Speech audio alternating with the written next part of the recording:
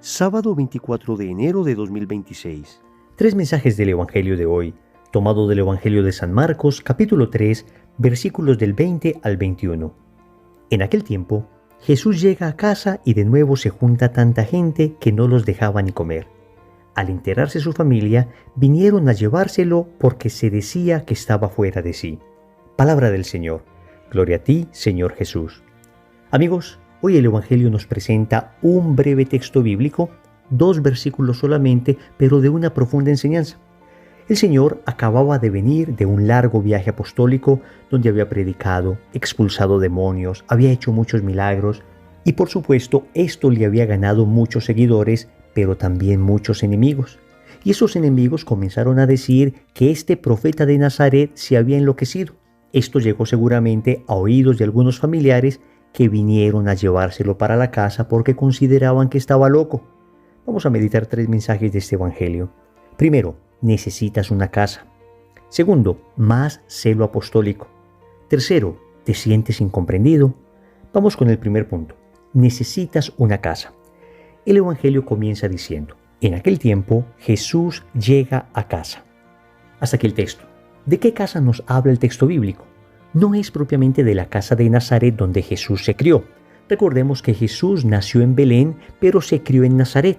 Sin embargo, cuando el Señor inició su ministerio público, residió en Cafarnaún. Desde allí el Señor salía a misión y allí regresaba de misión.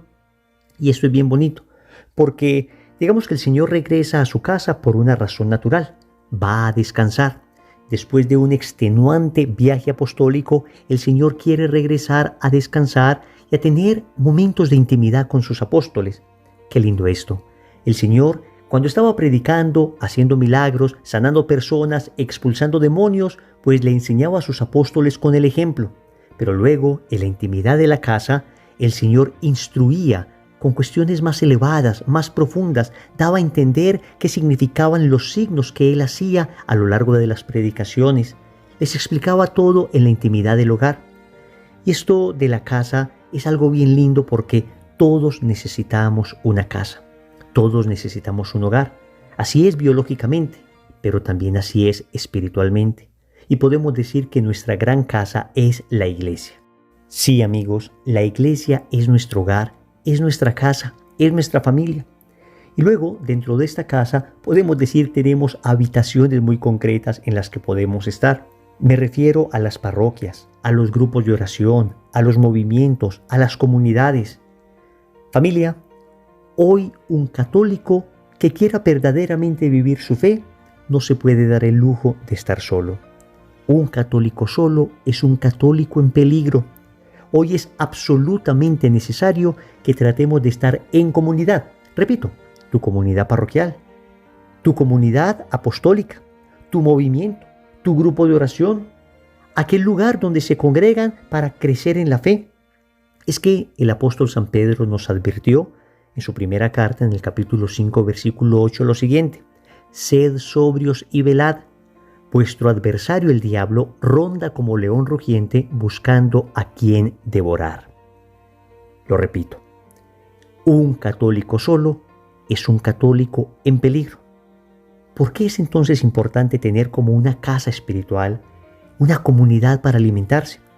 Porque en la comunidad tú creces en vida de oración, nos juntamos para orar, pero es que ver una persona orante, ver una persona que se esfuerza por caminar en la vida espiritual me estimula también a mí en la oración. También nos reunimos en comunidad para formarnos. Ciertamente habrá personas que tienen la disciplina suficiente de llegar a su casa, leer la palabra de Dios, leer libros espirituales, pero seamos honestos, la inmensa mayoría de nosotros necesitamos el estímulo de la comunidad. Necesitamos que otro llegue a la comunidad y nos diga, mira este libro tan lindo que estoy leyendo. Que otros en la comunidad nos exhorten para leer la palabra de Dios.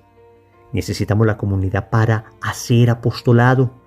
Porque si yo hago apostolado solo, seguramente lograré llegar a un número reducido de personas. Pero si hacemos apostolado en comunidad, es más grande el número de personas a las que vamos a evangelizar. Alguien decía que hacer apostolado solo es como pescar con caña. Pero hacer apostolado en comunidad es pescar en red. Se pescan más peces. Necesitamos la comunidad, necesitamos la casa, para crecer fraternalmente. Es que la iglesia es asamblea de bautizados que se reúnen en torno a la palabra y al sacramento. Y en estas reuniones se experimenta la caridad fraterna, al punto que de las primeras comunidades cristianas se decía: miren cómo se aman. Entonces, la comunidad, la casa espiritual es indispensable para crecer en la vida espiritual. Segundo, más celo apostólico. El Evangelio dice una cosa bien bella. Dice que se juntaba tanta gente que no los dejaban ni comer. Vamos a ver, el Señor viene de un viaje apostólico y llega a la casa a descansar, y todo el mundo se entera y empiezan a llegar a pedirle milagros, a pedirle sanaciones, a pedirle expulsión de demonios, a suplicarles que les enseñe. No los dejaban ni comer y el Señor los atendía.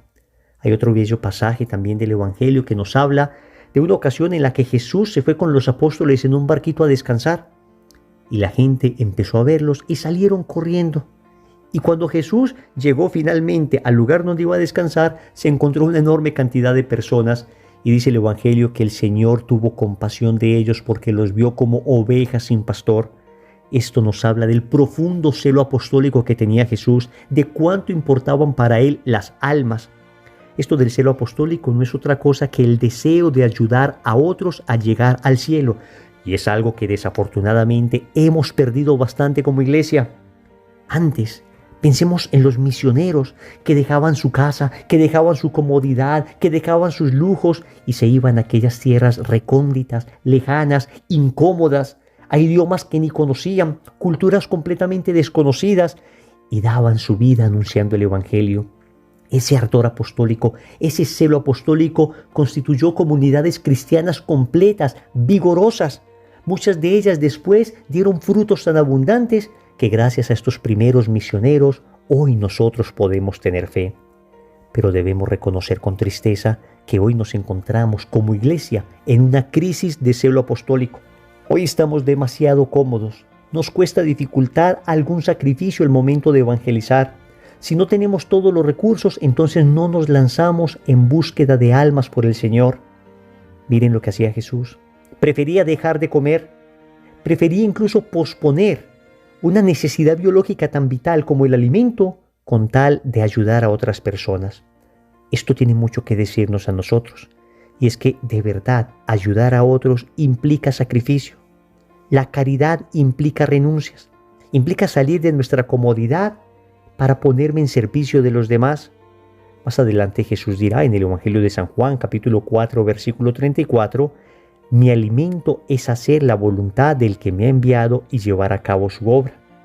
No estamos diciendo, por supuesto, que una persona deba dejar de comer definitivamente, que no pueda ni dormir con tal de hacer apostolado. Naturalmente hay un equilibrio, pero seamos sinceros. Nosotros hacemos caridad hasta que la caridad nos empiece a incomodar. Allí suspendemos la caridad. Hacemos caridad en muchas ocasiones con las migas que nos sobran, con las migas que caen de la mesa. Pero allí, cuando la caridad me exige sacrificio, me exige renuncia, cuando la caridad me desacomoda, entonces dejamos de hacerla. Hoy el Señor nos está diciendo, el amor en muchas ocasiones desacomoda, el amor en muchas ocasiones duele. Madre Teresa de Calcuta lo decía de manera magistral. Decía, ama hasta que te duela, y si te duele es buena señal de que estás amando. En pocas palabras, pidámosle al Señor un profundo celo apostólico, un profundo deseo de ayudar a otros a llegar al cielo. Ciertamente no somos nosotros los que los salvan. Cristo es el Salvador, pero nosotros podemos ser instrumentos de la gracia para que estas personas puedan conocer al Señor, aunque nos implique sacrificios. Tercero, ¿te sientes incomprendido?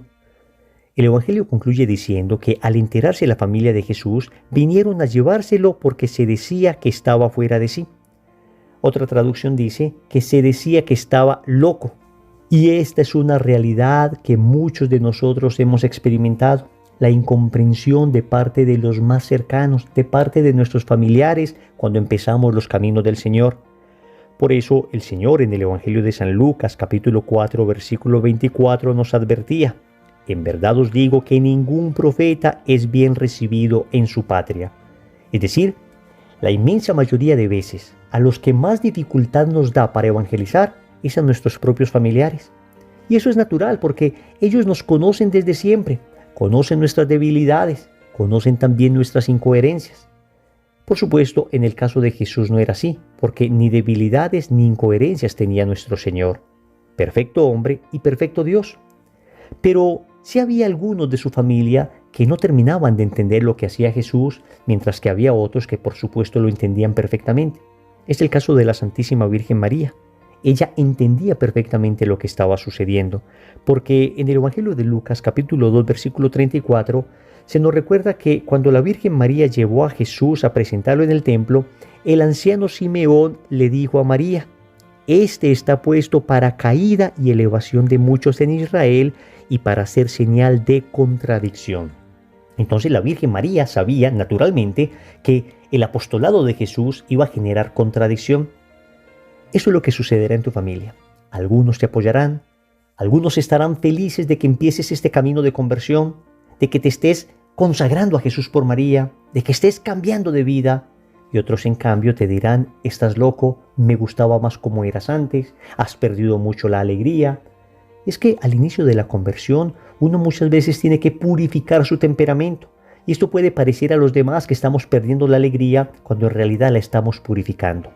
Ya llegará una alegría renovada, una alegría limpia, una alegría mucho más caritativa, una alegría auténtica.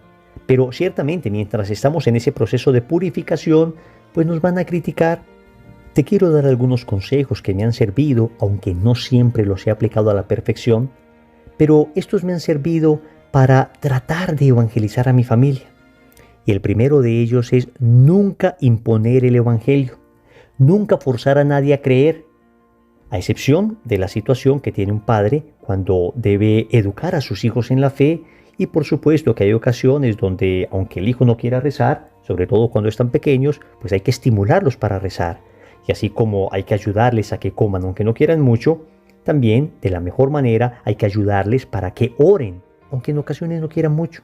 Pero a excepción de esta responsabilidad que tenemos los padres sobre nuestros hijos pequeños, en general la fe no se debe imponer. No puedes pretender que ellos vivan lo que tú vives si ellos no han experimentado lo que tú has experimentado, si no se han sentido amados como tú y yo nos hemos sentido amados en el momento en que nos encontramos con Cristo. Entonces lo primero es no por imposición.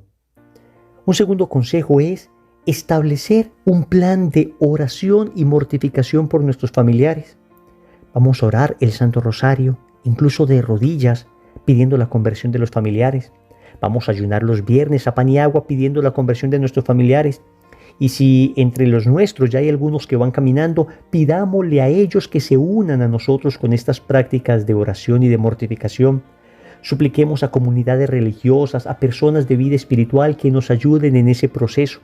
Créanme, oración y mortificación son unas armas poderosísimas al momento de buscar la conversión de los familiares. Luego es importante, vital y esencial ser verdadero testimonio de vida. Muy poco servirá lo anterior si no nos esforzamos nosotros por ser coherentes con lo que creemos. De nada sirve que escuchen el Evangelio de nuestros labios si no ven el Evangelio en nuestras vidas. Dicen sabiamente que las palabras mueven, pero el ejemplo arrastra. Entonces es indispensable esforzarnos al máximo por ser testimonio. Ojalá fuéramos santos ya, pero sé que todavía no lo somos. Por consiguiente, por lo menos hagamos nuestro mejor esfuerzo. Y si es que nos equivocamos, si es que todavía estamos cayendo en ciertas cuestiones de carácter, en ciertas expresiones no tan caritativas, seamos humildes y pidamos perdón. Si no somos capaces todavía de mostrar santidad, por lo menos mostremos humildad, reconociendo que nos equivocamos. Y naturalmente, después del testimonio de vida, hay que esforzarnos por dar la palabra de vida, inventarnos maneras creativas, sagaces, inteligentes, prudentes de anunciar el Evangelio. En ocasiones, al momento de comer, propondremos algún tema interesante que nos dé pie para hablar del Evangelio. En otras ocasiones pondremos una charla, algún testimonio, alguna meditación, de tal forma que prudentemente nuestra familia vaya escuchando y se vaya interesando. Podemos dejar un buen libro con un nombre provocativo respecto a la fe que les pueda interesar. Podemos llevar a algún amigo a contar un lindo testimonio que muestre la alegría del Evangelio y cómo el Evangelio lo que ha hecho es mejorar su vida. Podemos incluso a través de las redes sociales, a través de aplicaciones de mensajería instantánea, mandar algún testimonio, algún artículo, algo que pueda ayudar a la otra persona a conocer algo de la fe sin ir a saturarlos, sin que ellos se sientan presionados ni obligados. Amigos, la caridad nos irá indicando con qué prudencia lo debemos hacer. Oremos. Amado Señor, gracias porque en el Evangelio de hoy, un Evangelio tan corto, me enseñas tanto. Me enseñas en primer lugar que necesito una casa, una comunidad. Gracias porque me has dado la gran comunidad de la Iglesia. Si todavía no tengo un lugar donde congregarme, un lugar donde crecer en la fe, te suplico me concedas una buena comunidad. También te quiero pedir que aumentes en mí el celo apostólico, que aumentes el deseo de ayudar a otras personas, aunque esto en ocasiones implique grandes sacrificios. Finalmente, Señor, te doy gracias porque en ocasiones a través de la incomprensión de los que tengo cerca, de la incomprensión de mi propia familia, me enseñas a ser más humilde. Te suplico me concedas la gracia de la astucia, de la inteligencia, de la prudencia, del discernimiento, el don de tu Espíritu, para poder ayudar a mi familia a acercarse a ti. Señor, dame lo que me pides y pídeme lo que quieras. Amén. Recordemos entonces. Primero, necesitas una casa. Segundo, más celo apostólico. Tercero, ¿te sientes incomprendido? Compromiso. En el rosario de hoy vamos a pedir por la conversión de nuestros familiares. En el nombre del Padre, y del Hijo, y del Espíritu Santo. Amén.